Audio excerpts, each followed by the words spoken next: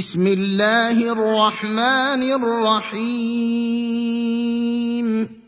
تبارک الذی بیدہ الملک وہو علی کل شیء قدیر الذی خلق الموت والحیاة لیبلوکم ایکم احسن عملا وهو العزيز الغفور الذي خلق 7 سماوات طباقا ما ترى في خلق الرحمن من تفاوت فارجع البصر هل ترى من فطور لله وكفى وسلام على عباده الذين اصطفى أما بعد فأعوذ بالله من الشيطان الرجيم بسم الله الرحمن الرحيم يا أيها المدثر قم فأنذر وربك فكبر وثيابك فطهر والرجز فاهجر ولا تمنن تستكثر ولربك فاصبر. یہ سورہ مدثر ہے اور یہ بھی مکی سورت ہے اور ابتدائی سورتوں میں سے ہے. جیسے کہ سورہ مزمل کے تفسیر میں نے بتایا تھا کہ اقرأ بسم ربک الذی خلق کے بعد جو سب سے پہلی سورت نازل ہوئی یا تو مدثر ہے یا مزمل، دونوں اس کے بعد ہی نازل ہوئی ہیں. لیکن اب ان دونوں میں کون پہلے نازل ہوئی، اس میں اہل علم کی مختلف روایتیں ہیں، لیکن اس بات پر سب کا اتفاق ہے کہ یہ ہیں ابتدائی زمانے کی. کہا جاتا ہے بخاری میں بھی اس قسم کی روایتیں موجود ہیں کہ مغیرہ ولید بن مغیرہ یہ بہت بڑا کافر تھا، سمجھ گئے نا، مکے کا بہت ہی مالدار. ایک تو اس کے متعلق اس صورت میں بیان کیا گیا ہے، دوسری یہ کہ صحیح بخاری وغیرہ کی جو روایات ہیں اور تمام لوگوں نے نقل کیا کہ یہ آواز آ رہی کیا کر کر اس سے آواز ہے ادھر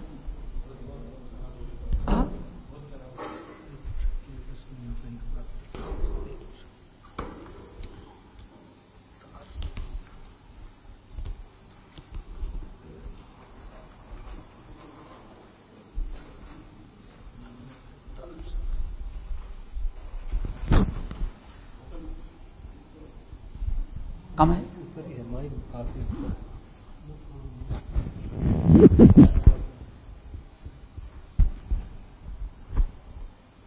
پھر شروع سے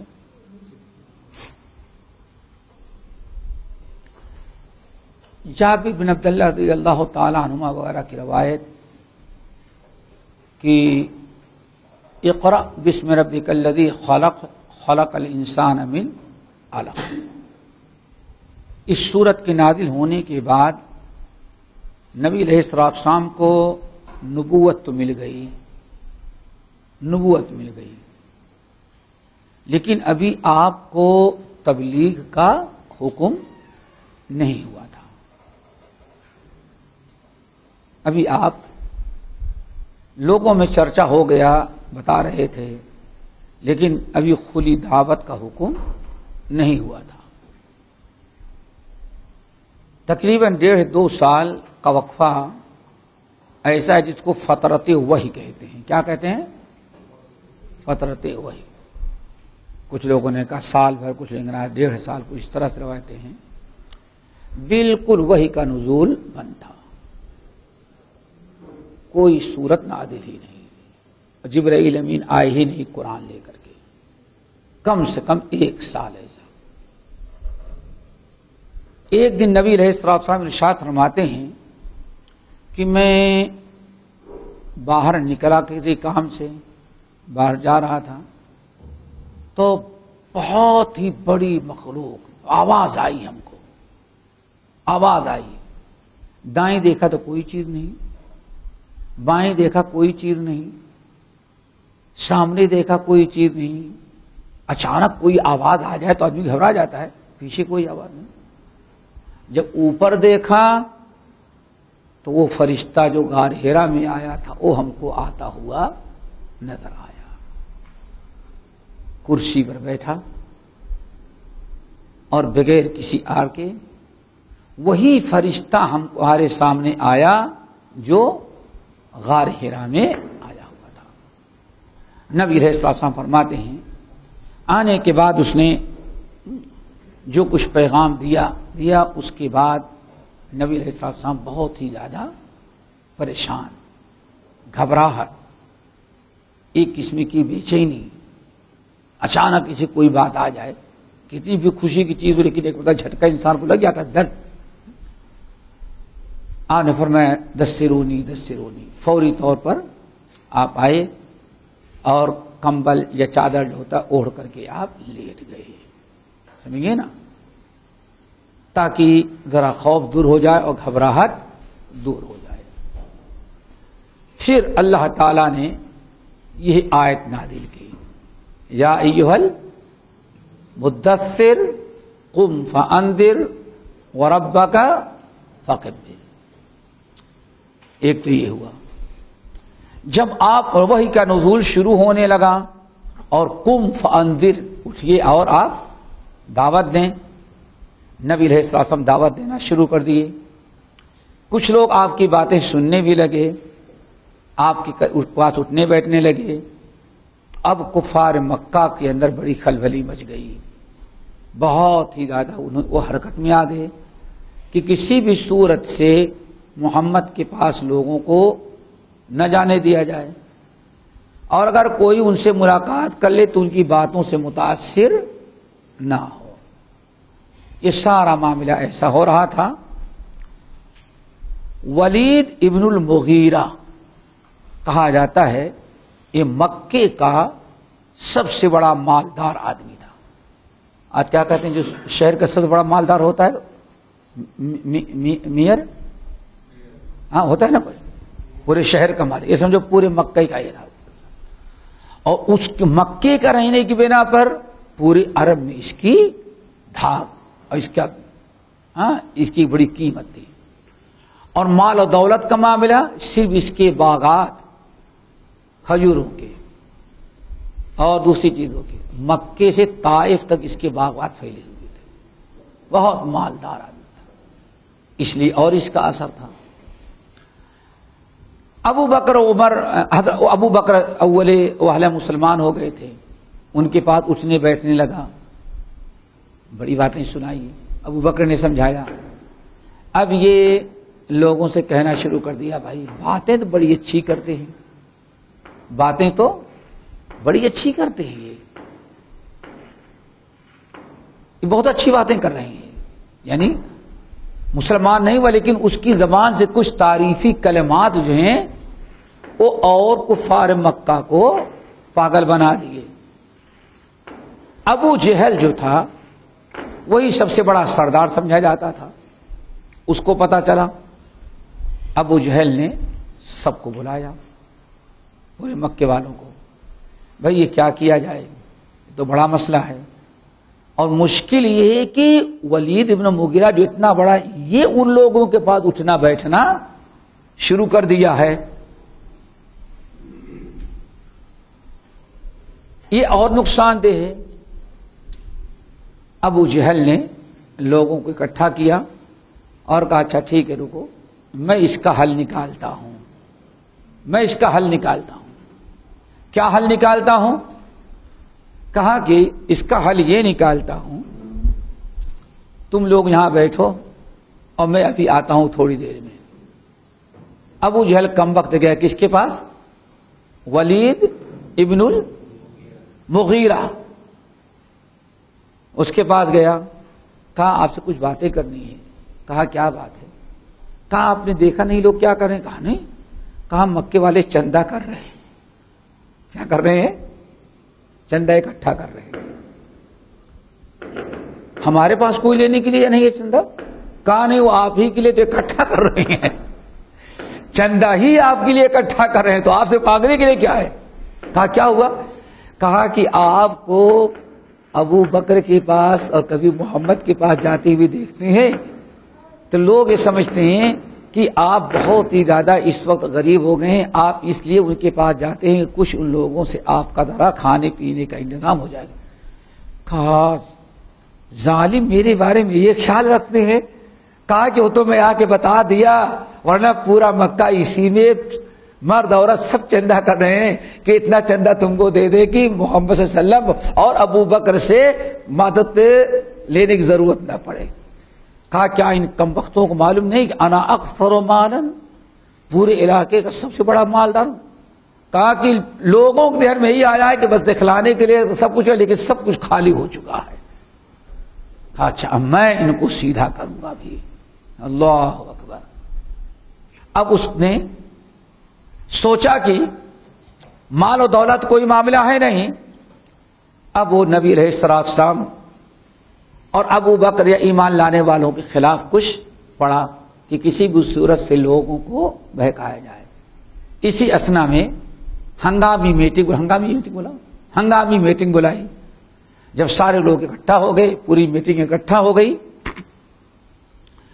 تو بات چلی کہ بھائی دیکھو یہ محمد صلی اللہ علیہ وسلم جو ہیں ان کی باتیں تو عام ہوتی جا رہی ہیں اور لوگ دن بدن اسلام قبول کرتے جا رہے ہیں، لوگ ان کے پاس جاتے بھی ہیں، بہت معاملہ بگڑ رہا ہے، کیا کیا جائے؟ تو اس میں پھر وہی دار الندوہ والی بات، سمجھ گئے نا؟ تو اس نے کہا کیا سوچا ہے آپ لوگوں نے؟ کہا ہم تو بھی کچھ نہیں سوچے، آپ لوگوں نے کیا سوچا ہے؟ تو ایک صاحب بڑے زوردار انداز میں کھڑے ہوئے کہا میں نے تو پہلے ہی فیصلہ سنا لیا ہے کہ یہ شاعر ہے. کیا ہے وہ؟ شاعر ہے. کہا شاعروں کے کلام سنا ہے، کیا اس کا کلام شاعروں کے کلام سے ملتا ہے؟ یہ بالکل تم کو بیوقوف سمجھیں گے. ختم ہوگی بات.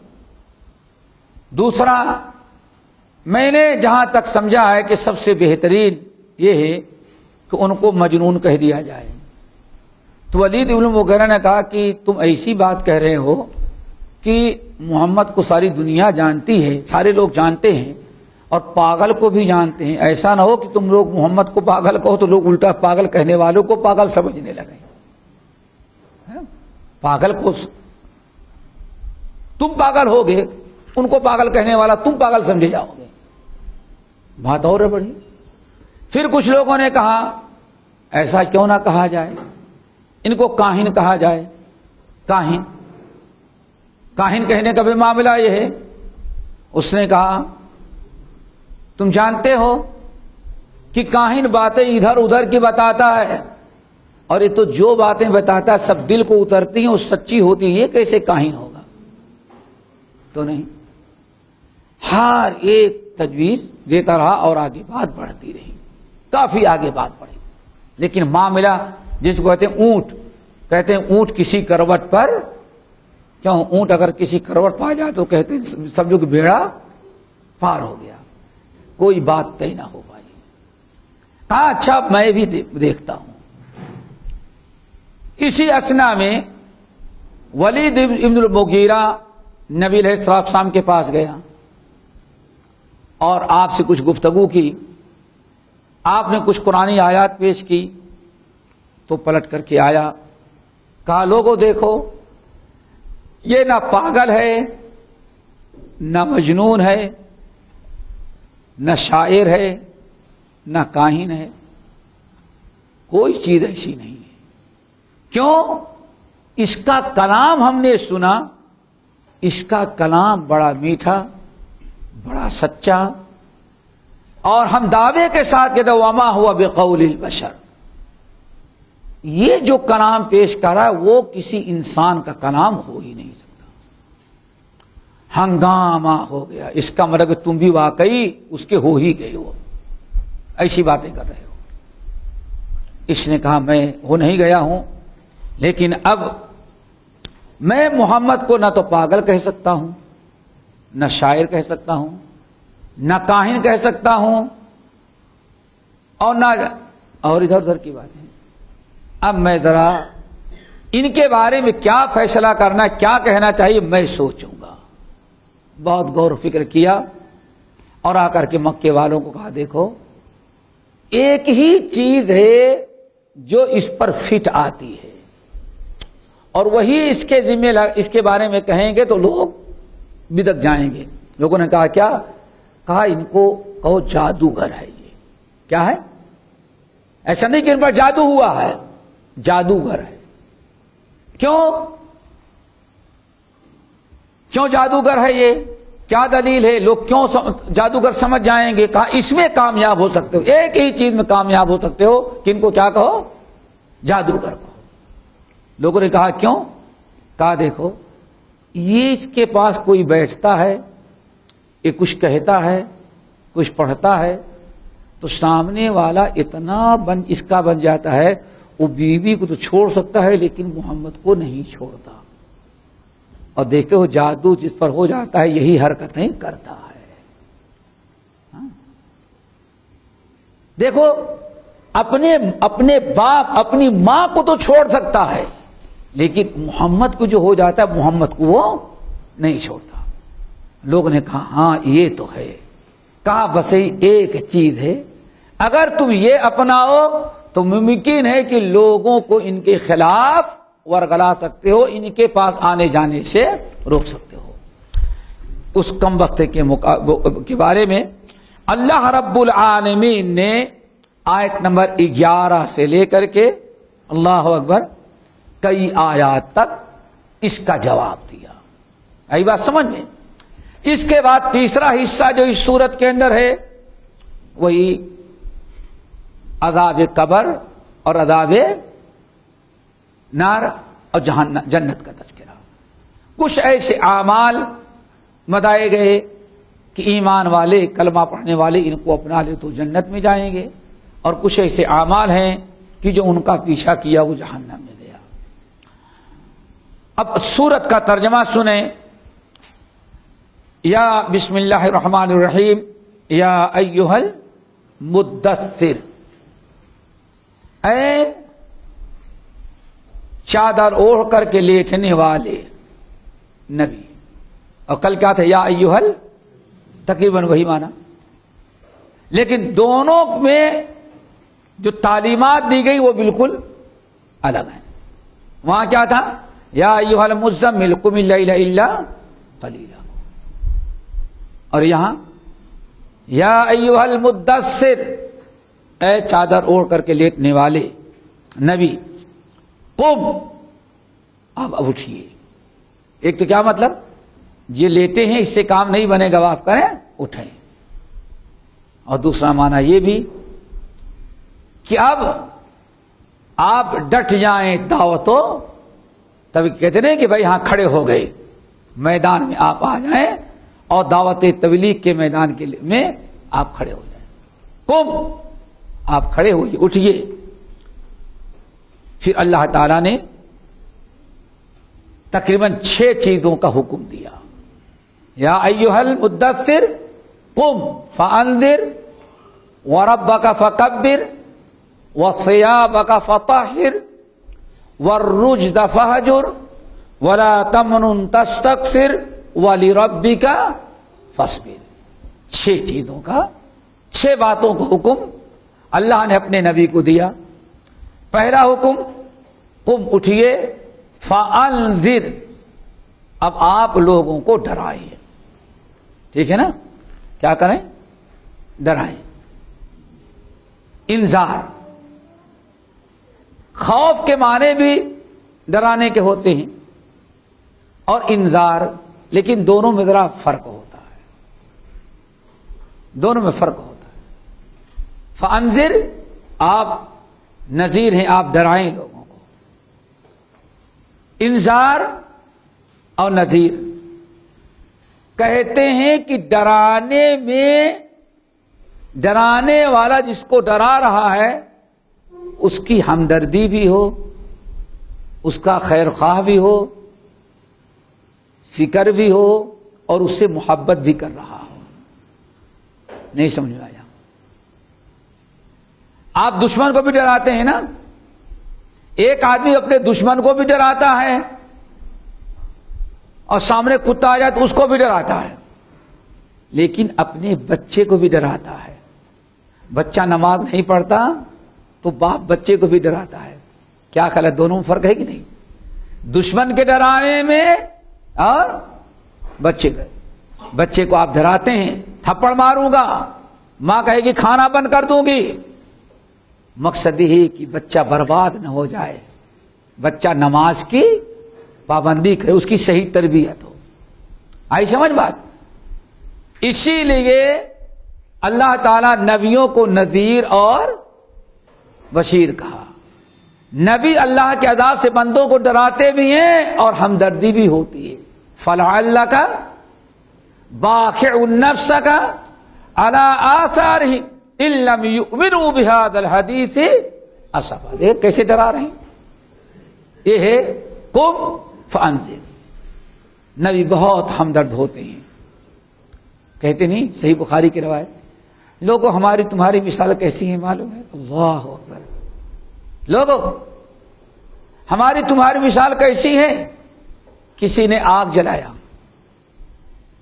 پتنگے آ رہے ہیں, بے قصور پتنگے اس میں گر جا رہے ہیں. آگ جلانے والے نے جلایا, پتنگے گر رہے ہیں اس میں.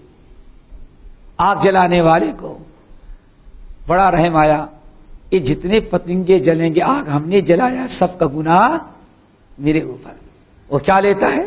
لاٹھی نہیں لیتا, جھاڑو کچھ کپڑا لے کر کے پتنگوں کو ہٹاتا رہتا کہ کوئی پتنگا آگ میں نہ جا سکے. یہی مثال ہماری تمہاری ہے. رب نے جہنم بنایا, برائیاں کر کے تم اس میں کود رہے ہو.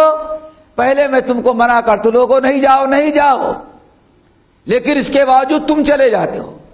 میں تمہیں پکڑتا ہوں, روکتا ہوں تو ہم کو بھی گھسیٹ کے لے جانا چاہتے ہو. آخر میں کیا کرتا ہوں, تمہارے ہاتھ کو, تمہارے سر کو, موڈھے کو چھوڑ کر کے تمہارے کمر میں ہاتھ ڈال کر خوب زور سے پیچھے کھینچتا ہوں تاکہ تم جہنم میں نہ جا سکے. یہ کہ اللہ سے فرمایا ہماری تمہاری مثال ہے. یہ ہے نذیر اور بشیر. کہا جاتا ہے قم فانذر, یہی آیت ہے جس تبلیغ کا حکم دی. اب آئیں, تبلیغ کا کام شروع. شرک کرنے والوں کو, کفر کرنے والوں کو, گناہ کرنے والوں کو اللہ کے عذاب سے ڈرائیے, ہلاکت بربادی سے بچائیے. اور پھر کہاں سے ڈرانا, کہاں سے شروع کریں؟ کن کو؟ بازار میں جائیں, کسی اور شہر میں چلے جائیں, کہاں سے شروع کریں؟ وَأَنذِرْ عَشِيرَتَكَ الْأَقْرَبِينَ, اپنے خاندان قرابت داروں سے دعوت کا کام شروع کریں. آئی بات سمجھ؟ اصلاح کی ابتدا کہاں سے ہوگی؟ اپنے نفس, اپنے اولاد, اپنے خاندان, پھر اس کے بعد دوسروں کو. نمبر 2 وَرَبَّكَ فَكَبِّرْ, اور آپ اپنے رب کی بڑائی بیان کریں. بڑائی بھی کہ نماز پڑھتے اللہ اکبر کہتے ہیں, وہ بھی بڑائی ہے. سبحان اللہ, الحمدللہ, ولا الہ الا اللہ, واللہ اکبر, یہ بھی بڑائی ہے. بیٹھے بیٹھے آپ اللہ تعالیٰ کی حمد و ثنا کرتے ہیں, یہ بھی کیا ہے؟ بڑائی ہے. وَثِيَابَكَ فَطَهِّرْ, نمبر 3, اور اپنے ثیاب, اپنے ثوب کو آپ پاک رکھیں. ثوب عربی زبان میں ثوب کئی معنوں میں استعمال ہوتا ہے. اردو میں ہوتا ہے, کیا کہتے ہیں بھائی, یہ تقوی کا لبادہ اوڑھ رکھا ہے. تقوی کہاں ہے؟ دل میں, اور کچھ بھی نہیں اوڑھا ہے, صرف شلوار قمیض پہنا ہے, لیکن کیا کہیں گے؟ کیا مطلب ہے؟ اس کی دل میں یہ اپنے آپ کو بڑا متقی و پرہیزگار ثابت ہے. حالانکہ پہنا کچھ نہیں ہے, لیکن ہم نے لباس استعمال کیا. سمجھئے نا؟ تو لباس کے معنی ایک تو ایک کپڑا, لباس. وَثِيَابَكَ فَطَهِّرْ, آپ اپنے کپڑے کو پاک رکھیں. اسے بہت کچھ آ گیا، نجاست سے بھی پاک ہو، حلال بھی ہو، حرام سے بھی پاک ہو. نہیں سمجھے؟ آپ چڈی پہن کے گھومیں گے تو کیا ہوگا؟ سطر کھلا ہوا ہے. وہ بھی اپنے کپڑے کو پاک رکھیں، کپڑا ہی نہیں تو آپ پاک کیا رکھیں گے؟ سوچو. اسی لیے کہتے ہیں ہر قسم کا کپڑا حلال پاکیزہ. سمجھ گئے نا؟ نمبر 2، انسان کے جو اعمال ہوتے ہیں، اعمال کو بھی کیا کہا جاتا ہے؟ ثوب، لباس، عمل. ارے بھائی بھیک مانگنے کا لبادہ اوڑھ رکھا ہے، پتہ چل گیا.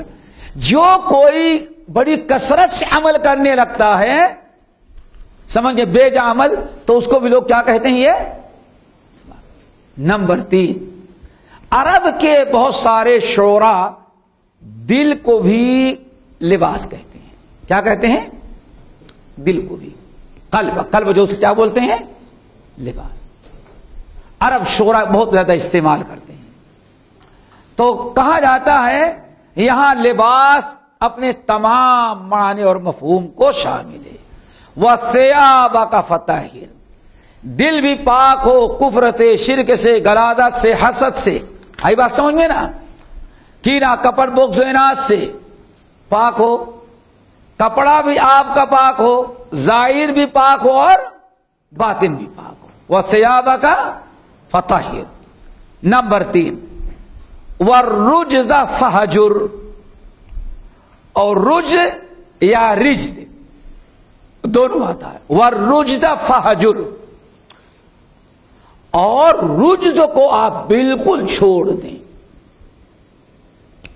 رجز کا ایک معنی تو یہ ہے کہ بت پرستی کو، بتوں کو، بت پرستی کو کیا کہا جاتا ہے؟ رجز. بت پرستی چھوڑ دیں. بعض صحابہ نے کہا ہر گناہ، ہر برائی کا نام کیا ہے؟ رجز. اب کیا ہوگا؟ وَالرُّجْزَ فَهْجُرْ. اور گناہ بالکل آپ چھوڑ دیں. گناہ کبیرہ، گناہ صغیرہ، کفر اور شرک، ظاہر اور باطن، ہر قسم کے برائیوں سے آپ اپنے آپ کو بچائیں. نبی تو برائی نہیں کرتا، لیکن نبی کو خطاب کیا گیا ہے. مقصد یہ ہے، کبھی خطاب نبی کو ہوتا ہے، مراد کیا ہوتا ہے؟ پوری امت. ہم کو اور آپ کو چاہیے. نمبر 5، وَلَا تَمْنُن تَسْتَكْثِرْ. اللہ، وَلَا تَمْنُن تَسْتَكْثِرْ.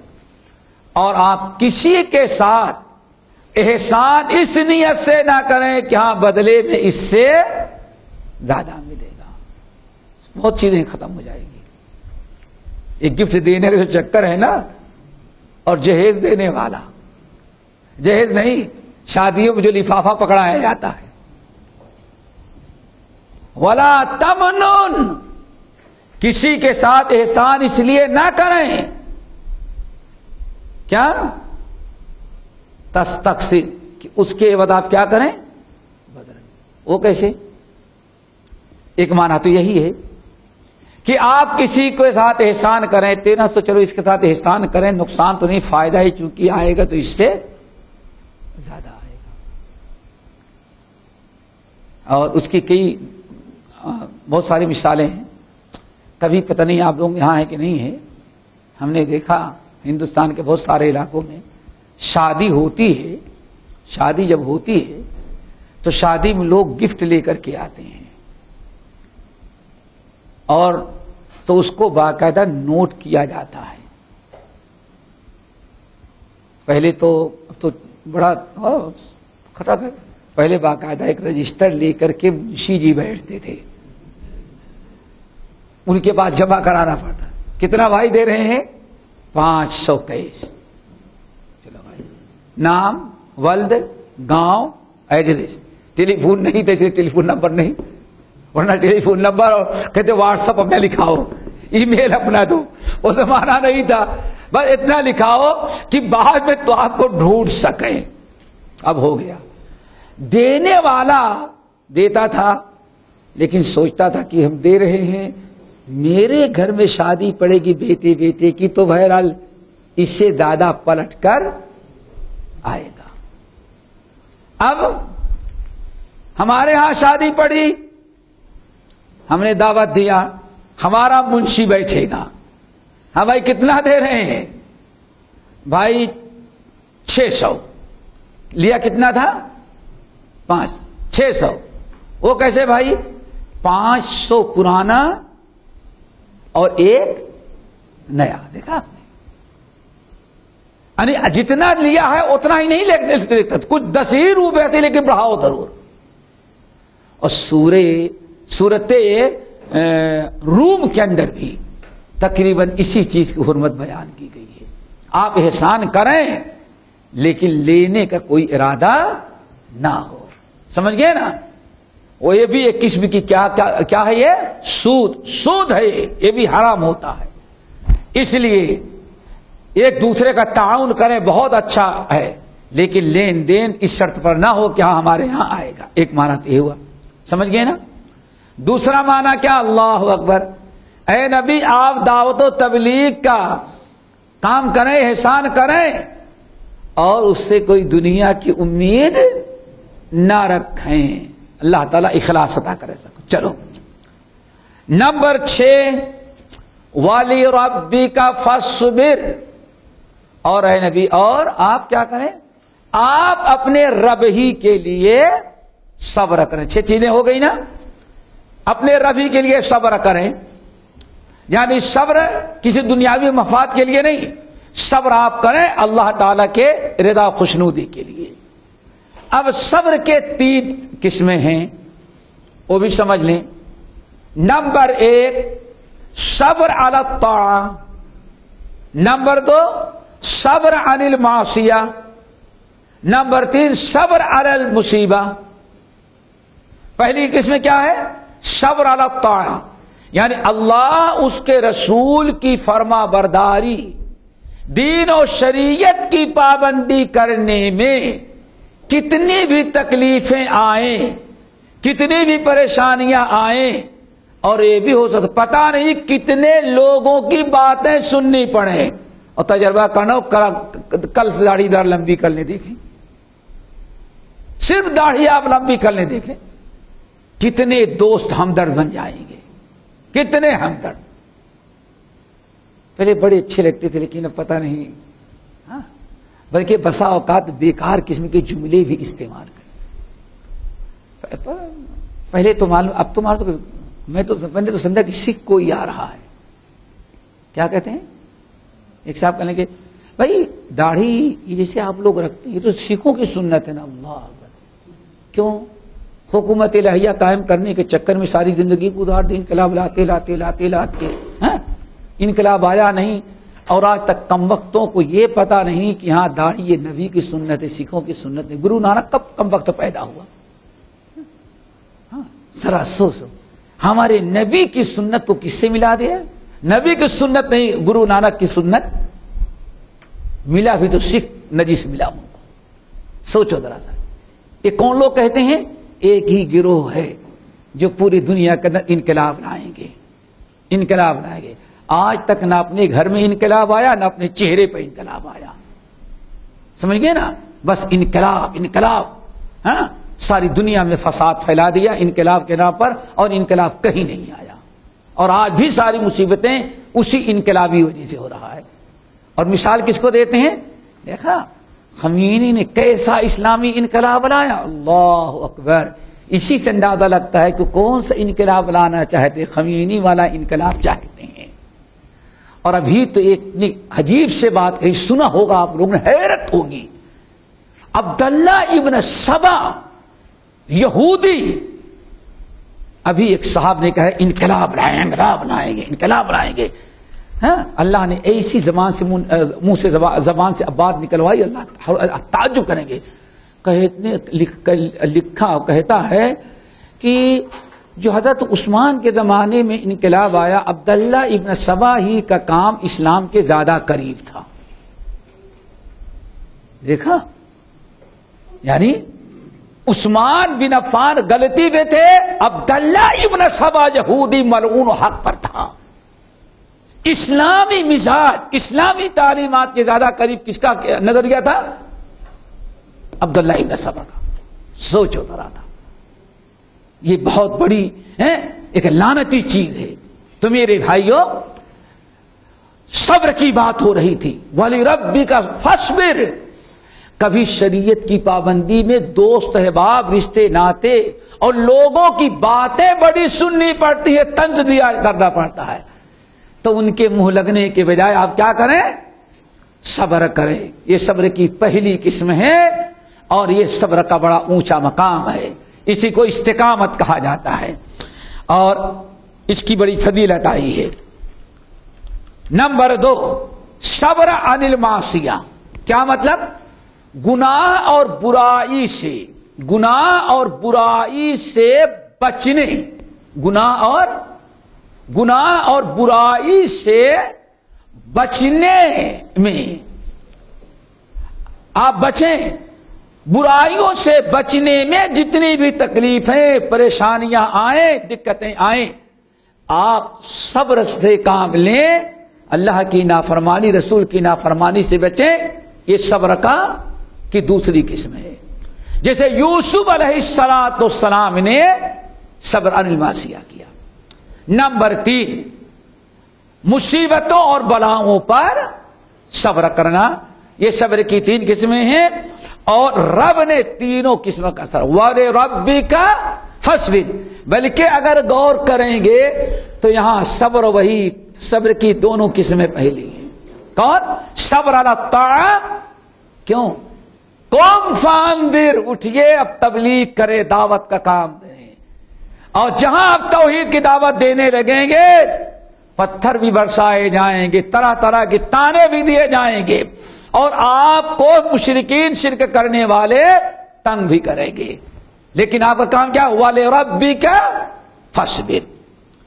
فَإِذَا نُقِرَ فِي النَّاقُورِ، جب سور میں پھونک مار دیا جائے گا، ناقور، ناقور کہتے ہیں چونکہ سوراخ ہوتا ہے نا، ناقور میں سور پھونک دیا جائے گا۔ فَذَلِكَ يَوْمٌ عَسِيرٌ، یہی دن بڑا عسیر ہوگا۔ کیا؟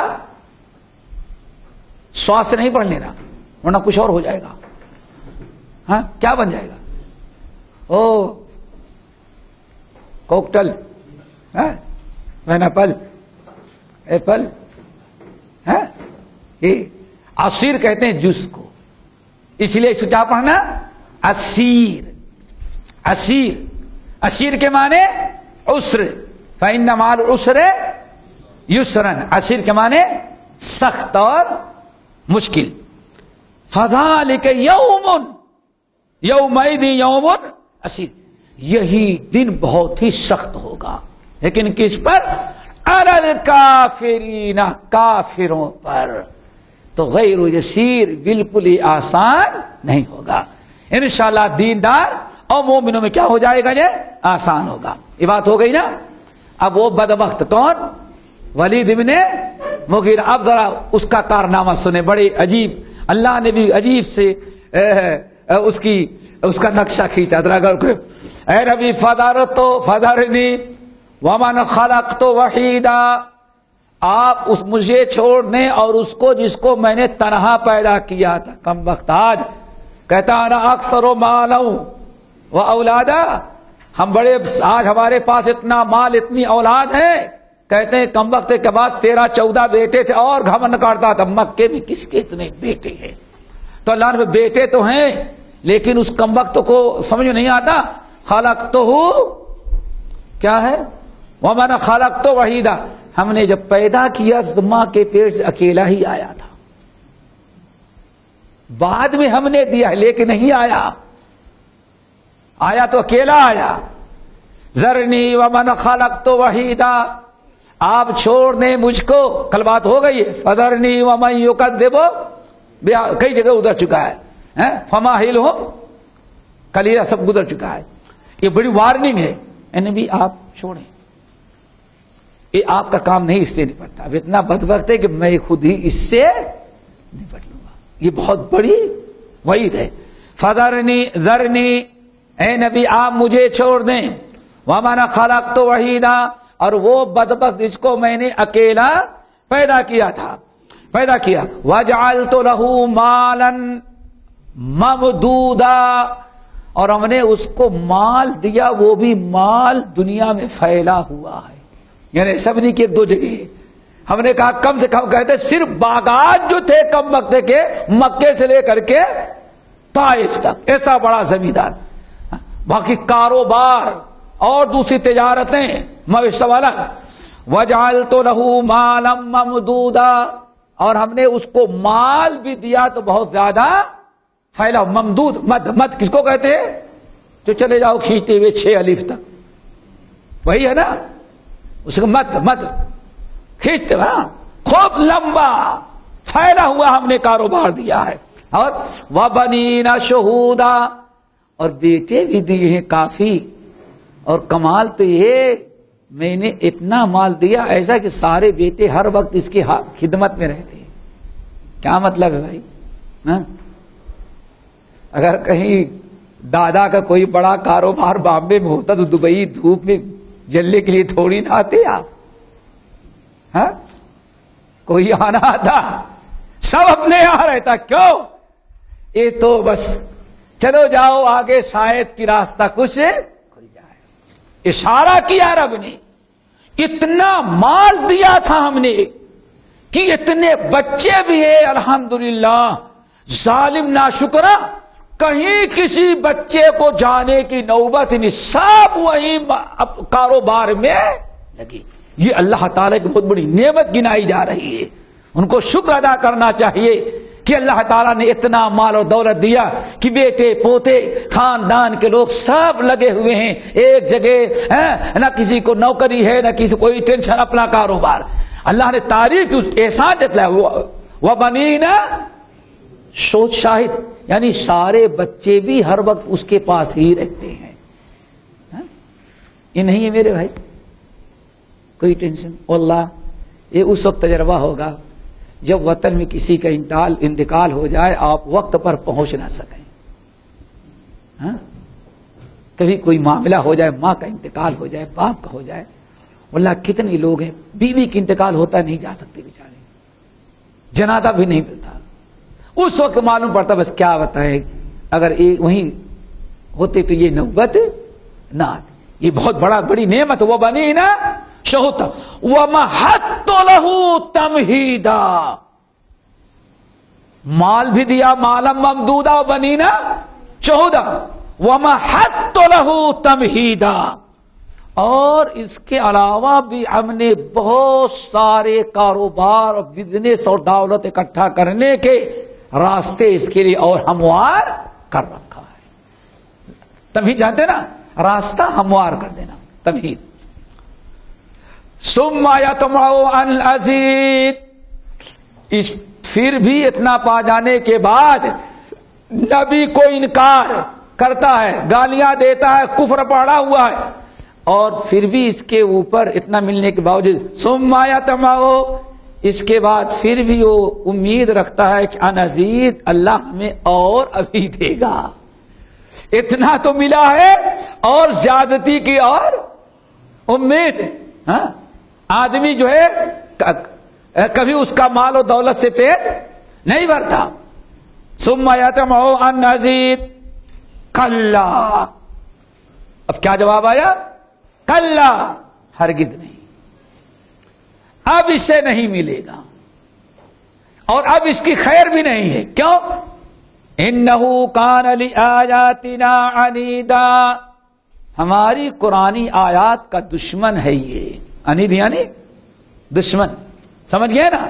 انیدا، سأرهقه صعودا، ان قریب اس کو ہم چڑھائیں گے چڑھانا، چڑھ کم وقت اس پر، وہ کیا ہوگا؟ سأرهقه، ان قریب اس کو حکم دیں گے چڑھنے پر۔ سعود کے معنی مسعد بولتے ہیں نا، لفٹ جسے چڑھتے ہیں آپ، ہاں، اللہ اکبر، سعود، ہم اس کو چڑھائیں گے، کیا مطلب ہے؟ اللہ اگر اللہ تعالیٰ محفوظ رکھے۔ بعض صحابہ کرام کہتے ہیں کہ کہ اس کمبخت کو اللہ تعالیٰ قیامت کے دن کہے گا یہ جہنم میں سیڑھیاں ہیں، چڑھ. اس سیڑھیوں پر پیر رکھے گا، قدم رکھے گا تو پگھل جائے گا، اور کہا جا کہ چڑھی سے سعودا، چڑھ اوپر کمبخت. ہماری آیات کا انکار کرتا تھا، چڑھ اس پر. اور ہاتھ جہاں رکھا، پیر جہاں رکھا، وہ جل کر کے بالکل پگھل گیا.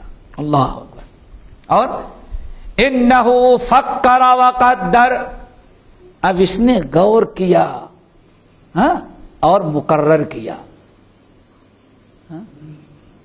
نہیں سمجھے؟ بھول گئے تھوڑا سا؟ نہیں ابھی نہیں یاد ہو. کیا کہا؟ بھائی آپ لوگوں نے سب دیکھ لیا، لیکن اب اس کے بارے میں کیا فیصلہ کرنا ہے میں سوچوں گا. اب سوچ رہا ہے گدھا. کیا کر رہا ہے؟ سوچ رہا ہے.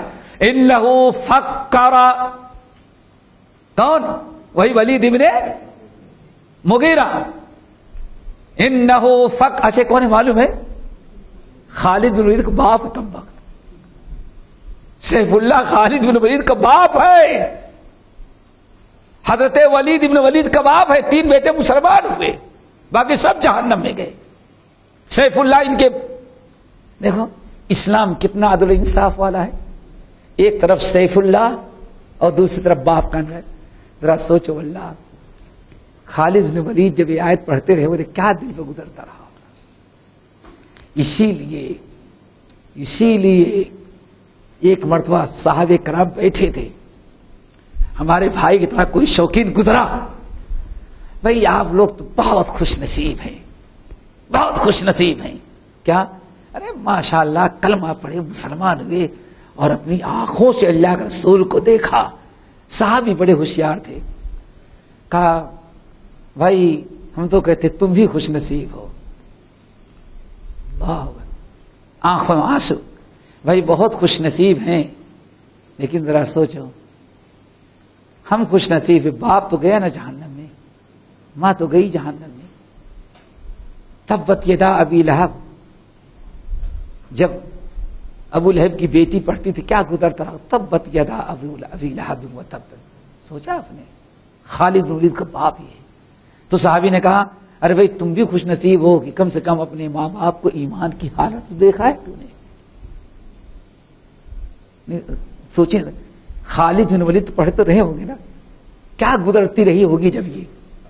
انہو فکر، وہاں سے سنے ذرنی ومن خلقت وحیدا وجعلت له مالا ممدودا وبنین شہودا ومہدت له تمہیدا ثم یطمع ان ازید کلا انہ کان لآیاتنا عنیدا سأرہقہ صعودا.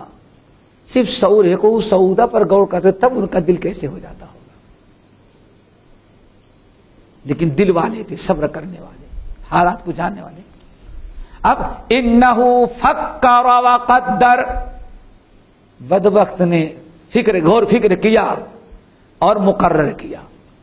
سمجھ رہے نا کیا مقرر کیا؟ ان کو کہنا کیا چاہیے؟ فقتل کیف قدر، بیڑا گرک ہو گیا کمبخت کا، کیسے اس نے کیا چیز مقرر کی. کیف قدر، کیسی حرکت والی بات اس نے مقرر کی. ثم قتل، پھر اللہ برباد کرے. کیف قدر، کیسے وہ مقرر کیا. ثم نظر، پھر دیکھا. کس کو دیکھا؟ اپنے ساتھیوں کو. یہ ابو جہل ہے، یہ فلاں ہے، یہ فلاں ہے. یہ چونکہ سب سے وعدہ سب لوگ انتظار میں تھا نا کہ بھائی اب تو آقا ہی کیوں. ہم لوگوں نے کہا مجنون ہے تو کہتے لا، ہم لوگوں نے کہا شاعر ہے تو کہتے لا. اب یہ کہہ رہے کہ ہاں میں بتاؤں گا کیا ہے. انہو فکر وقدر فقتل کیف قدر ثم قتل کیف قدر ثم نظر. پھر ولید نے کیا کیا؟ لوگوں کو نظر دیکھا. ثم عبس، پھر منہ ٹیڑھا کیا. سمجھ گئے نا؟ پیشانی پہ بل آئے. وبصر، اور منہ سکڑ گیا کم وقت کا، مارے غصے ندامت. نحوست کی بنا پر. ثم ادبارا، پھر ابھی تو کس سے تھا سب کے سامنے نا، ساری قوم انتظار کر رہی ہے آقا کیا سوچ کے کہ کیا لقب دیں گے محمد صلی اللہ علیہ وسلم کا، تاکہ لوگ ان پر اعتماد نہ کریں. سب کچھ ذرا دیکھو، انہو فکر وقدر فقتل کیف قدر ثم قتل کیف قدر ثم نظر ثم عبس وبصر. پھر منہ بگاڑ لیا، پیشانی پر بل آ گئی، چہرہ بدل گیا. ثم ادبرا، پھر کم وقت پیٹ پھیرا. واستکبرا، اور تکبر اور غرور کے ساتھ کہا. فقالا، اب آیا خبر، اب آ رہی کیا سوچا اتنا، ابھی تو عرب اس کی شامت بیان کر رہے ہیں. انہو فکر وقدر، ابھی تو عرب نے نہیں بتایا کیا کیا، سوچنے کے اوپر اللہ تعالی کے لعنتی جملے. ثم نظر ثم عبس وبصر ثم ادبر واستكبر. فقالا، کہا ان ھذا الا سحر یؤثر، یہ جادو ہے جو پرانے وقت سے چلا آ رہا ہے. یوثر یعنی اثر، یعنی پیچھے سے. کیا آثار قدیمہ بولتے ہیں نا، ہاں وہی جادو ہے آثار قدیمہ کا. کیا مطلب؟ یہ کوئی پرانا جادو جو چلا آ رہا ہے، محمد نے کسی سے جادو سیکھ لیا. اللہ اکبر. اتنے دن تک کم وقت سوچا تو جادوگر سوچا. آئی بات سمجھے نا، کہاں سے بات چلی؟ ذرنی ومن خلق تو وحیدہ سے اور یہاں تک. اب آئی اس کی بات، ان ھذا الا قول البشر، میں نہیں ہے مگر کسی آدمی کا یہ قول. کیا؟ وہی جادو کرنے کے جو جنتر منتر ہوتے ہیں، جنتو کیا کہتے ہیں وہ کلمات کا، وہی ہے جس کو یہ قرآن کہتا ہے، ورنہ یہ قرآن نہیں ہے. یہ اللہ کا کلام نہیں، کیا ہے انسانوں کا جادو کرنے والے جو کلمات ہیں وہی کلمات انہوں نے یاد کر لیا. آگے بات سمجھ میں ہو گئی بات. ساؤسلی سقر، ابھی اللہ نے اس کو چھوڑا نہیں ہے، ابھی تو اس کی حماقت بیان کی. اب انجام، ساؤسلی سقر، اس کو داخل کرنے کہاں؟ سقر میں. وما ادراک ما سقر، اے نبی آپ کو نہیں پتا کہ سقر کیا ہے؟ سقر جہنم کی لا تبقی ولا تذر. یہ سقر جہنم وہی ہے کہ جب اس کم وقت کو اللہ ڈال دے گا تو نہ اس کا جسم کا کوئی حصہ بچائے گی نہ چھوڑے گی، سب کو جلا کر کے راکھ کر دے گی. ہاں اب یہ بھائی سوچتے ہوں گے اور تو جلا کے راکھ کر دیا ختم ہو گیا. نہیں، کلما نضجت جلودہم بدلناہم جلودا غیرہا لیذوقوا العذاب.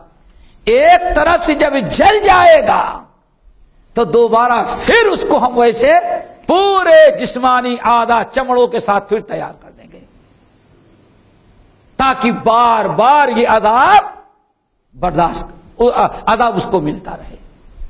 تو آگ ہے کہ ڈالتے ہی جس میں جلا دے گی. لا تبقی ولا تذر لواحۃ للبشر، لواحۃ للبشر، چہرے کو جھلس دینے والی ہے.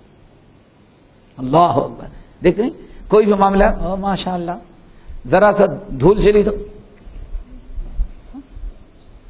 ہم نے کہا نا آج کل پاکستان میں نہیں بتا سکتا، آج سب سے زیادہ انڈیا میں ہندو عورتیں نکاح کر رہی ہیں. معلوم نہیں معلوم ہے؟ ہندو عورتیں بہت زبردست نکاح. ارے نکاح کو تو چہرہ چھپانا کیوں؟ اسکوٹر سے چلتی اور چھوڑ لے کیا چھوٹی والی اسکوٹی چلو چلتے ہی. اب گرمی کا موسم ہے، دھوپ سردی لگے گی تو چہرے کا سارا میک اپ ختم اور چمڑی جو ہے جل کر کے برابر ہو جائے. اب اس کو بچانے کے لیے دیکھا ہے نا فل سی مشکل سے آنکھ نظر آتی. انسان پورا جسم برباد ہو لیکن اپنے چہرے کو بچانا چاہتا ہے. سمجھ گئے؟ اسی لیے نا چہرے کو بچانا چاہتا ہے.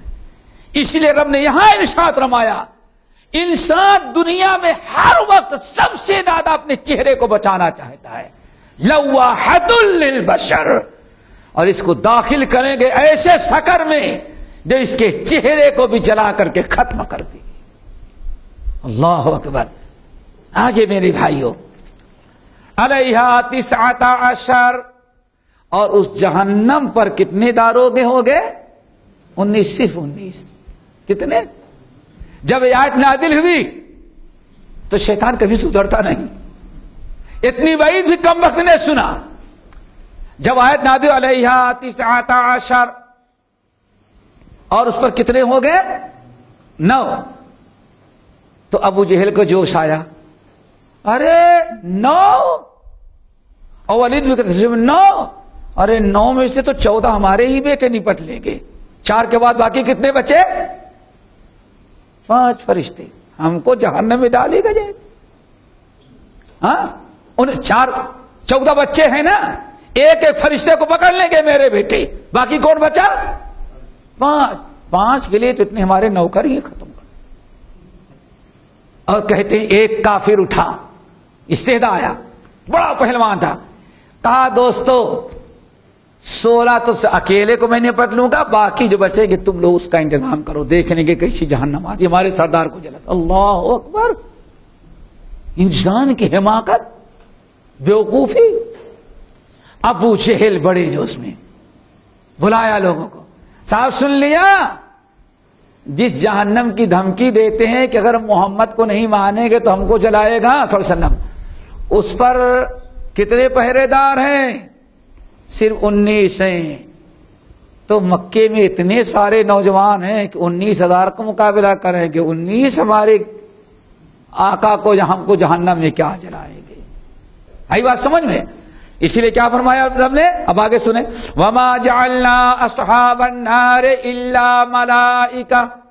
اللہ فرماتے ہیں یہ 19 فرشتے ان کو کب نظر آ رہے ہیں؟ ہم نے تھوڑی یہ ابو جہل اور ابو ولید جیسے بیوقوفوں کو ہم نے وہاں پہرے دار بنایا ہے، وہ فرشتے ہیں. کیا ہے؟ پہرے دار کون ہے؟ 19 فرشتے ہیں. اور ایک فرشتہ پوری دنیا کو ایک لمحے میں اٹھا کے پڑھ سکتا ہے، تو یہ کیا 19 فرشتوں کا مقابلہ کریں گے؟ آئی بات سمجھ لیں؟ وَمَا جَعَلْنَا أَصْحَابَ النَّارِ إِلَّا، ہم نے جہنم کا پہرے دار صرف کس کو بنایا ہے؟ فرشتوں کو بنایا. وَمَا جَعَلْنَا عِدَّتَهُمْ، اور ہم نے 19 کی تعداد صرف اس لیے رکھی ہے، إِلَّا فِتْنَةً لِلَّذِينَ كَفَرُوا، صرف اس لیے رکھی ہے کہ کافروں کو ذرا امتحان لیں. یہ سب امتحان میں فیل ہو گئے، مقابلے کے لیے تیار ہیں.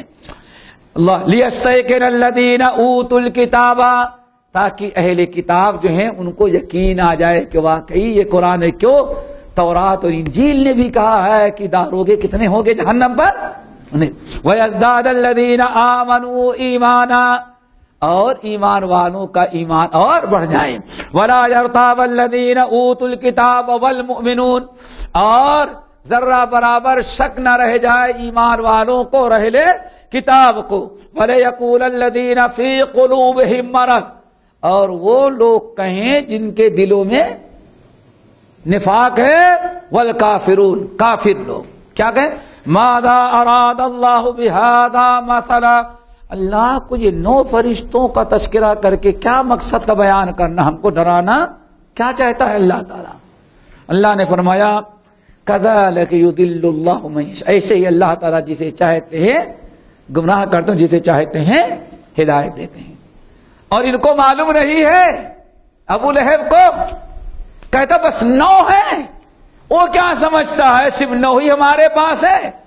ان بدبختوں کو یہ نہیں معلوم ہے وَمَا يَعْلَمُ جُنُودَ رَبِّكَ إِلَّا هُوَ. کچھ چھوٹ گیا کیا بھائی؟ چھوٹ گیا کچھ؟ وَمَا 19 ہی فرشتے ہیں، اس کو یہ پتا نہیں صرف فرشتوں ہی تک نہیں ہماری فوج ہے. وَمَا يَعْلَمُ جُنُودَ رَبِّكَ إِلَّا هُوَ، اللہ تعالیٰ کے کتنے فوجی ہیں اللہ کے علاوہ کسی کو معلوم نہیں ہے. وَمَا هِيَ إِلَّا ذِكْرَىٰ لِلْبَشَرِ، یہ قرآن جو ہے، یہ جو باتیں بتائی جا رہی ہیں، یہ تو صرف لوگوں کی برات اور نصیحت کے لیے، ٹھیک ہے نا. کلا والقمر. اب آخری مضمون اس جو ہے کیا اس سورت کا، کلا والقمر، ہرگز نہیں، قسم ہے چاند کی، واللیل اذ ادبر، اور قسم ہے رات کی جب پیٹ پھیرے، والصبح اذا اسفر، اور قسم ہے صبح کی جب روشن ہو جائے. انہا لإحدی الکبر. یہ جو عذاب بتایا گیا ہے تو سارے عذابوں میں سے صرف ایک عذاب بتایا ہے ان کم بختوں کو جو ملے گا. نہیں سمجھے؟ اللہ نے فرمایا نا لا تبقی والا تذر. اللہ نے فرمایا بڑے جو عذاب ہوں گے ان میں تو صرف یہ ایک عذاب ابھی ہم نے بتایا ہے، اس کے علاوہ پتہ نہیں اور کتنے عذاب ہم نے ان کافروں کے لیے تیار کر رکھا ہے. نذیرا للبشر، بندوں کو ڈرانے کے لیے. لمن شاء منکم ان یتقدم او یتأخر، اب تم میں سے جس کو چاہے نیکیوں کے لیے آگے بڑھے اور جس کو چاہے وہ نیکیوں کے سے کیا جائے وہ پیچھے ہٹے. لگ گیا رمضان آ گیا ہے نا، روزانہ فرشتہ کیا پکارتا ہے رات کو، یا باغی الخیر اقبل، نیکیوں کے طرفدار ذرا آگے آؤ، زیادہ زیادہ نیکیاں اکٹھا کرو. ویا باغی الشر اقصر، اور اے برائیاں کرنے والے اب برائی سے بعد آ جائے. بات سمجھیں؟ لمن شاء منکم ان یتقدم او یتأخر. ہم نے تو بتا دیا، اب تم لوگوں کی اپنی مرضی، تم میں تو چاہتا ہے میدان کھلا ہے، ایمان لائے خوب نیکیاں کرے، اور جس کی مرضی ہو ولید بن مغیرہ کی طرح پیچھے جائے وہ تو اس کی مرضی ہے، ہم زبردستی تو نہیں کریں گے. آگے بات سمجھ میں؟ اب آگے آخری چیز، کل نفس بما کسبت رہینا. ہر نفس، ہر انسان، یہ بالکل فکر آخرت پیدا کرنے والی، اب فکر آخرت پیدا ہوگی. کل نفس بما کسبت رہینا، ہر انسان جو کچھ کیا کرتا ہے سمجھو اس کے بدلے کیا ہے وہ رہن اور قرضہ رکھے. رہن، آپ نے ہم کو 500 دیا اور میرا موبائل آپ نے رہن رکھ لیا. قرضہ لیا، قرضے کے بدلے آپ نے کیا کیا؟ ہمارا موبائل رکھ لیا. بھائی اب ہم پیسہ دیں گے تو واپس ملے گا، نہیں لیں گے تو اس کو رہن کہا جائے. کل نفس بما کسبت رہینا، ہر انسان جو کچھ کرتا ہے یعنی اپنے کارنامے، اپنے کرتوت، اپنے اعمال کے بدلے کیا ہوگا وہ رہن رکھا ہوا ہے. کیا مطلب؟ سمجھو جو کچھ اللہ کے پاس اچھائی یا برائی جمع کرایا ہے سمجھو بس اسی کے حساب سے اللہ جنت اور جہنم دینا. سمجھئے نا؟ جزاء بما كانوا يعملون. الا اصحاب الیمین، مگر کیا پوچھنا اصحاب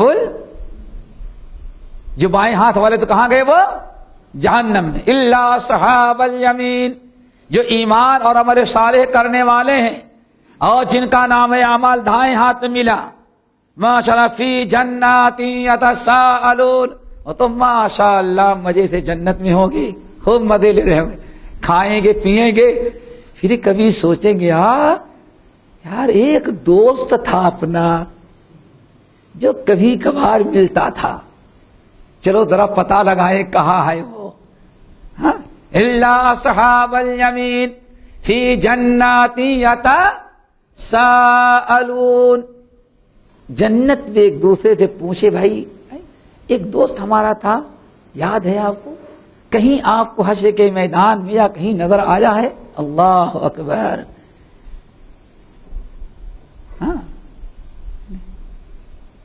اب پوچھا جائے گا اچھا عن المجرمین، وہ جو بے نمازی شرابی کبابی بے ایمان لوگ تھے ملنے والے وہ کہاں ہیں؟ بہرحال جنت میں تو کہیں نظر نہیں آ رہے جو کہتے تھے دامن پکڑ کر، دامن تو چھوٹ گیا. کیوں؟ وَتَقَطَّعَتْ بِهِمُ الْأَسْبَابُ، سارے پیری مریدی، چھوٹے بڑے کے جتنے رشتے تھے سارے رشتے اللہ نے توڑ دیا، ختم. اور ملا کا بھی رشتہ ٹوٹ گیا. عہد نامہ جو گیا تھا قبر ہی میں جل گیا، اٹھیں گے تو عہد نامہ بھی نہیں ہوگا. عن المجرمین، کہاں گئے وہ مجرم لوگ؟ اللہ اکبر. یہاں تو نہیں ہے، پیچھے گزر چکا ہے، مذکور ہے، پوچھا جائے گا فَهَلْ أَنْتُمْ مُطَّلِعُونَ، کیا اپنے دوستوں کو دیکھنا چاہتے ہو؟ اللہ بالکل دیکھنا چاہتے، آؤ دکھا دیتے ہیں. اللہ اکبر. فَهَلْ أَنْتُمْ مُطَّلِعُونَ، کیا اپنے دوستوں کو دیکھنا چاہتے ہو؟ بڑے اٹھنے بیٹھنے والے تھے. ہاں جاتے ہیں، آؤ. فَاطَّلَعَ، جنت سے نکالا گیا، لے گیا جہنم کا. جھانک کے دیکھو تو فَاطَّلَعَ، اب جھانک کے دیکھیں گے فَرَآهُ فِي سَوَاءِ الْجَحِيمِ، تو جہنم کے نچلے گڈھے کے اندر جل رہا ہے. اب پوچھیں گے اصحاب الیمین ما سلککم فی سقر، کس چیز نے تمہیں جہنم میں ڈال دیا؟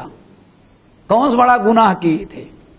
سمجھیے نا، دنیا میں تو بہت کچھ بتا رہے تھے، میں نے ایسا کیا اور ایسا کیا، ان کو دھکڑا، یہ کیا وہ کیا.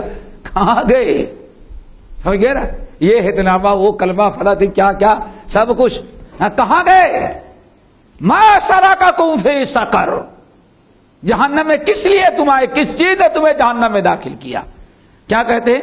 نمبر لم نکو من المصلین. کیا؟ لم نکو من المصلین. بھائی سب سے پہلا جرم تو بے نمازی تھا. اللہ اکبر. ہاں بھائی کیا توقع رکھا؟ بھائی میں پڑھتا ہوں، بیوی نہیں پڑھتی، وہ اس کا ذمہ دار، میں کیا جانوں. آج کتنے واللہ رمضان چلا جائے تو دیکھیں فجر میں وہی گنے چنے لوگ رہ جاتے ہیں. بس کہاں گئے مسلمان؟ کہاں گئے مسلمان؟ لم نکو من المصلین، ہم بے نمازی تھے. نمبر 2 ولم نکو نطعم المسکین، ہم مسکینوں کو کھانا بھی نہیں کھلاتے تھے. کیا مطلب ہے؟ بعض اہل علم نے بڑی پیاری بات کہی ہے، سورہ معارج وغیرہ میں بھی، سورہ الحاقہ میں بھی کہتے ہیں دیکھو جتنے جہنم میں جانے والے ہیں وہ 2 قسم کے، ایک تو نماز کا اور دوسرے لم نکن ولا تحاضون علی طعام المسکین. اللہ کہتے ہیں نہ تو حقوق اللہ درست تھے اور نہ حقوق العباد. نماز حقوق اللہ اور صدقہ خیرات کرنا حقوق العباد. اقیم الصلاۃ، دونوں میں سے کچھ بھی نہیں سر. نہ اللہ کے ساتھ معاملہ درست، نہ اللہ کے مخلوق کے ساتھ درست. وَكُنَّا نَخُوضُ مَعَ الْخَائِضِينَ. اللہ اکبر. اور تیسرا گناہ کیا تھا؟ ہاں سن رہے ہو نا؟ تیسرا گناہ کیا تھا؟ کیا تھا؟ فضول و بیکار قسم کی باتیں کرتے ہوئے جو بحث کرتے تھے، انہی بحث کرنے والوں کے ساتھ میں بھی بیٹھا رہتا تھا. بھائیو نہ شراب پینے کی مجلس ہے، نہ زنا کی ہے، نہ چوری کی ہے، نہ خونریزی کی ہے. ہر ایک کے سامنے قرآن ہے. بھائیو ذرا سمجھو، رات رات بھر جو ہم فضول ٹائم برباد کر رہے ہیں، کہاں جا رہے ہیں؟ وَكُنَّا نَخُوضُ مَعَ الْخَائِضِينَ. تیسرا پہلا گناہ کیا تھا؟ لم نکو من المصلین. دوسرا ولم نکو نطعم المسکین. اور تیسرا وَكُنَّا نَخُوضُ مَعَ الْخَائِضِينَ. فضول بحثیں کرنے والے، فضول ٹائم پاس کرنے والے، بیکار چیزوں میں بیٹھ کر کے سارا وقت جو ضائع کرتے تھے، ہم بھی انہی کے ساتھ بیٹھے رہتے. اب پتا چلا کتنا بڑا وہ جرم تھا. کیا خیال ہے بھائی؟ اس بیماری میں تو سب مبتلا ہیں نا. بلکہ واللہ تجزیہ کریں گے تجزیہ کریں تو اس بیماری میں ہندوؤں سے زیادہ مسلمان مبتلا ہیں. کیا خیال ہے آپ کا؟ ہاں؟ اس برائی میں ہندوؤں سے زیادہ کون ہے؟ مسلمان. جان دیکھ لو. اتنی بڑی دبئی ہے، اتنی بڑی عمارات، رات کے 12-2 صبح تک جو روڈ پر کارنش پر گھومتے نظر آئیں گے سب مسلمان ہوں گے، شاید ہندو ہو. سمجھئے؟ فضول چیزوں میں کہیں چبوترے میں 10 بچے بیٹھے ہوں گے تو سب مسلمان ہوں گے آوارگی کرتے ہوئے. تو یہ ایسا عیب ہے جس میں مسلمان بہت مبتلا ہے. وَقُلْنَا نَخُوضُ مَعَ الْخَائِضِينَ. اسی لیے قرآن پاک سورۃ المومنون کے اندر جہاں فلاح پانے والے مومنوں کا تذکرہ کیا گیا، قد افلح المؤمنون الذین هم فی صلاتهم خاشعون، آگے والذین هم عن اللغو، وہ کام فلاح پا رہے ہیں جو لغو چیزوں سے اپنے آپ کو بچاتے تھے. اپنے آپ کو لغو چیزوں سے بچاؤ، فضول ٹائم نہیں. گھر میں چلے جاؤ، بیوی بچوں کا حق ادا ہوگا، ماں باپ کی خدمت کر لو گے. واللہ سنن ترمذی وغیرہ کی روایت، حدیث بڑی طویل ہے. ایک حدیث میں اللہ کے رسول نے فرمایا، میں یہ عذاب جو ہے اللہ تعالیٰ نے جس طرح سے موتیوں کا ہار ہوتا ہے ایسے ہی پروئے ہوئے ہیں دھاگے میں، ایسے ہی اللہ تعالیٰ نے عذاب کو دھاگے میں پرو رکھا ہے.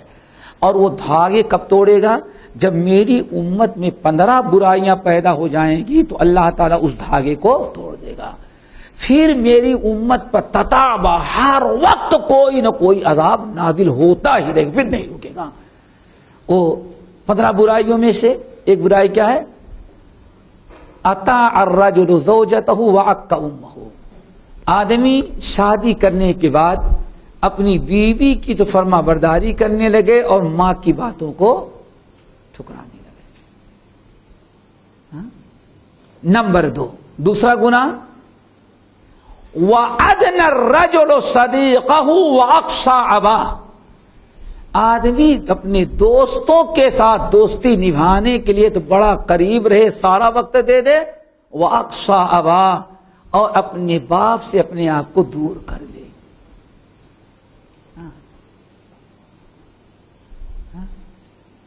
آپ باہر گھوم رہے ہیں تو اللہ شاید باپ کو ایک گلاس پانی بھی آپ کو دینے کا موقع نہ ملا. سمجھ گئے نا؟ ہاتھ پیر دبانا، ماں کے پاس ذرا دل جوئی کے لیے بیٹھ کے، وہ تو بہت دور کی بات ہے. کتنی مائیں ترس رہی ہیں، کتنے باپ ترس رہے ہیں اس چیز کے لیے. یہ میں وَكُنَّا نَخُوضُ مَعَ الْخَائِضِينَ. نمبر 4 وَكُنَّا نُكَذِّبُ بِيَوْمِ الدِّينِ. اور ہم قیامت کو جھٹلاتے تھے. کتنے ہو گئے؟ ان کا انجام کیا ہوگا؟ ولید بن مغیرہ کا تذکرہ نہیں چلا، اس کا گیا کم وقت، اس کو تو اللہ نے اس کا سارا کریا کرم کر دیا، ستیہ ناش کر دیا، کم وقت تو گیا وہ. اب کس کا تذکرہ ہے؟ لم نکو من المصلین ولم نکو نطعم المسکین وکننا نخوض مع الخائضین وکننا نکذب بیوم الدین. حتی انہی 4 برائیوں میں رہ گئے. اب توبہ کریں گے، اب حج میں جائیں گے تو نیک بن جائیں گے. ابھی بعد منچلا زمانہ ہے، ابھی حج کر لیں گے، داڑھی رکھ لیں گے، نماز پڑھنے لگیں گے تو بڑی رنگینیاں چھوڑنی پڑیں گی. ابھی سب کر لو، بعد میں اکٹھا ہی توبہ کر کے بالکل نیک بات بن جائیں گے. یہی سوچ رہے تھے. حتی اتانا الیقین، یہاں تک کہ ہماری یقین آ گئی. یقین یعنی موت آ گئی ہماری. ہو گیا نا؟ کتنا بڑا بدترین مجرم ہے یہ. اب ذرا غور سے سنو. فما تنفعهم شفاعت الشافعین. کسی شفاعت کرنے والے کی شفاعت اس کو قیامت کے دن فائدہ نہیں پہنچائے گی. جن میں سب سے پہلا مجرم کون ہے بھائی؟ بے نمازی. اللہ نے کیا فرمایا؟ فما تنفعهم شفاعت فما لهم عن التذکرۃ معرضین. ان کو کیا ہو گیا ہے؟ تذکرہ کہتے ہیں یاد دہانی کرانے والی چیز. تذکاریہ جانتے ہیں؟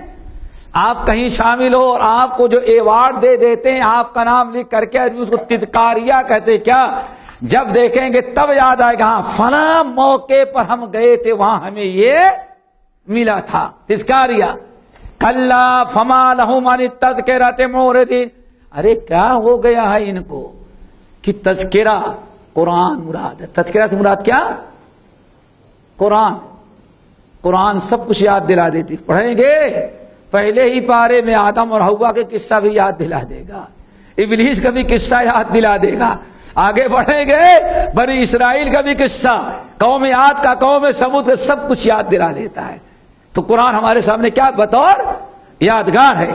فما لہم عن التذکرۃ معرضین، کیا ہو گیا ہے ان کو، یہ بھاگتے ہیں، اعراض کرتے ہیں کس سے؟ تذکرہ یعنی قرآن سے۔ اور کیسے بھاگتے ہیں؟ کأنہم حمر مستنفرہ، جیسے گدھے ہیں بدک کر کے بھگ رہے ہوں۔ گدھے دیکھا ہے نا؟ ارے نیل گائے دیکھا ہے کبھی؟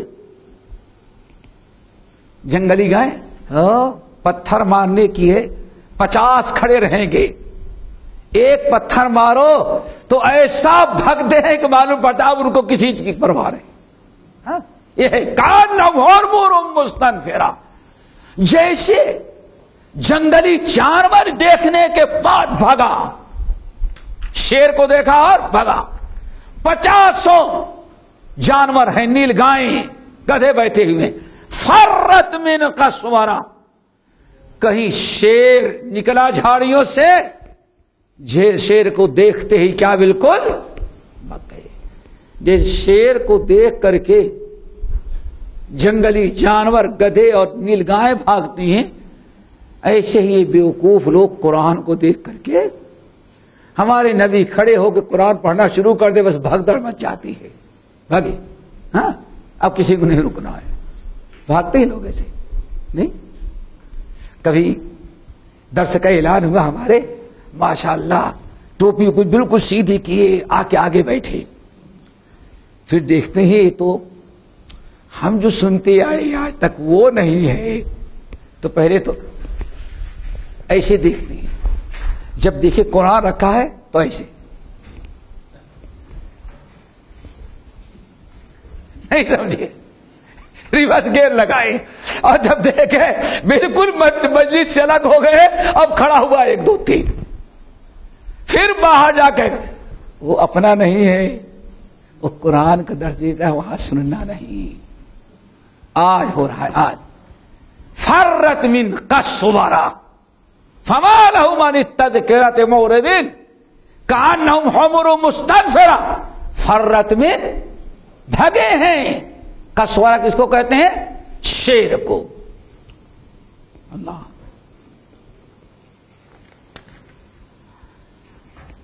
بل یرید کل امرئ منہم ان یؤتی صحفا منشرہ، بلکہ اس قرآن سے تذکرہ تو بھاگتے ہیں، کلا یہ بھاگ رہے ہیں۔ کیسے بھاگتے ہیں؟ جیسے گدھے اور نیل گائیں بھاگتی ہیں شیر کو دیکھ لینے کے بعد، ٹھیک ہے نا؟ بل سمجھ جاؤ، بلکہ کیا اس سے بھاگتے ہیں، اس قرآن سے، بلکہ وہ چاہتے ہیں بل یرید کل امرئ منہم، ان میں سے ہر ایک چاہتا ہے کہ ان یؤتی صحفا منشرہ، کھلا ہوا قرآن ان میں سے ہر ایک کو اللہ تعالیٰ الگ الگ دے دے، ان کو ان کے پسند کا، ان کو ان کے پسند کا، اور ان کو ان کے پسند کا۔ اور سب کے پسند کا کون ہے؟ جس میں خوب فضیلت بیان کی گئی، لیکن یہ نہ کہا ہو گیا یہ شرک ہے، یہ کفر ہے، یہ کرو گے تو جہنم میں جاؤ گے، یہ کرو گے تو اللہ تعالیٰ کے ہاں ڈنڈے پڑیں گے، بس یہ ڈرانے والی چیزیں نہ ہو بس۔ ہاں کون چاہتا ہے؟ تو قرآن کہہ رہا ہے نا، قرآن سے دشمنی نہیں، اس قرآن سے ان کو دشمنی ہے۔ جیسے بھی چند سال پہلے جب بڑا ہنگامہ ہوا، قرآن دہشت گردی سکھاتا ہے، نہیں، قرآن سے ہم کو کوئی عداوت نہیں۔ اصل میں قرآن جو کافروں کو قتل کرنے کا حکم دیتا ہے اس سے اصل میں، اور پوچھا جائے قرآن میں کہاں لکھا ہوا تو نہیں دکھا سکتا کوئی، ہاں نہیں دکھا سکتا۔ اسی لیے تقریباً آج سے 8-9 سال قبل جب جامعہ سلفیہ بنارس کے سامنے جو مندر ہے اس مندر میں دھماکہ ہوا اور بالکل مقصد یہ تھا کہ جامعہ سلفیہ کو لپیٹ میں لیا جائے، تو اس وقت فوراً جامعہ سلفیہ نے اعلان کیا ہر مکتب فکر کے، ہر مکتب فکر، ہر مکتب فکر کے مسلمان اور ہر مذہب کے نمائندے، ہندوؤں کے، سکھوں کے، ان کے سب کو بلایا گیا، اور ہمارے ساتھیوں نے قرآن انگلش میں رکھ دیا، ہندی میں رکھا، کہا یہ ہے قرآن۔ اب آپ لوگ بتائیں اس میں کہاں دہشت گردی کا کوئی ایک لفظ لکھائیں؟ سب کے سر نیچے۔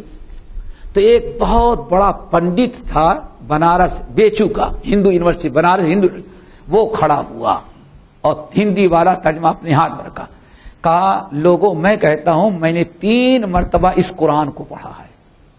کتنی مرتبہ؟ 3 مرتبہ میں نے انگلی رکھ کر کے اس قرآن کو پڑھا، لیکن ایک حرف بھی اس میں دہشت گردی کا میں نے نہیں پایا۔ تو معاملہ کیا ہے؟ لوگوں کی پسند کہ مجھے تو ہے منظور، مجنوں کو لیلا پسند اپنی اپنی، نظر اپنی اپنی۔ ہاں میرے بھائیو، معاملہ یہ ہے کہ اپنا معاملہ دیکھو کہ اتبع قرآن غیر ھذا، اے محمد صلی اللہ علیہ وسلم، بس اس قرآن میں ہمارے بتوں کی، ہمارے باپ دادا کے کو غلط قرار دیا گیا ہے، اس قرآن کو اللہ تعالیٰ کو لوٹا دیں، ایک ایسا قرآن لائے جس میں اس قسم کی باتوں کا تذکرہ نہ ہو، ہمارا اور آپ کا سارا اختلاف ختم ہوگا۔ اچھا ایسا کریں، اگر اللہ نیا قرآن نہیں دے رہا ہے او بدل ہو تو آپ ایسا کریں خود آپ بیٹھے بیٹھے تھوڑی سی تبدیلی کر دیں۔ اللہ کیوں؟ جیسے یہود اور نصارہ نے تبدیلی کر لی ویسے ہی اللہ کے رسول نے فرمایا، اللہ نے آیت نازل کی، فرمایا یہ ناممکنات میں سے۔ تو بھائیو کلا، اللہ نے کہ فرمایا ہرگز نہیں، ہرگز نہیں، کیا مطلب؟ ہر انسان کو اس کے مرضی کے مطابق قرآن نہیں دیا جائے گا۔ یہ سارا معاملہ اس لیے بگڑ رہا ہے بل لا یخافون الآخرہ، ان کو ایمان آخرت پر نہیں اور آخرت کا کوئی ڈر نہیں۔ پتہ چل گیا ہر برائی سے روکنے والا سب سے بڑا عمل کیا؟ ایمان بالآخرت۔ کلا، سن لو، انہ تذکرہ، یہ قرآن کیا ہے؟ تذکرہ ہے۔ فمن شاء ذکرہ، جو چاہے اس سے عبرت و نصیحت حاصل کرے۔ وما یذکرون الا ان یشاء اللہ، اور کوئی نہیں اس سے عبرت نصیحت حاصل کر سکتے، لوگ اس سے عبرت و نصیحت حاصل نہیں کرتے مگر وہی جب اللہ تعالیٰ جس کو توفیق دے دے، اللہ چاہے۔ ہوا اہل التقوی، اللہ تعالیٰ ہی اہل التقوی ہے اور وہی اہل المغفرہ ہے۔ کیا مطلب ہے؟ اللہ ہی تعالیٰ اس لائق ہے کہ اس سے ڈرا جائے، اور اللہ تعالیٰ ہی کی ذات ایسی ہے جو مغفرت کرنے کی قدرت رکھتی ہے۔ بس چلو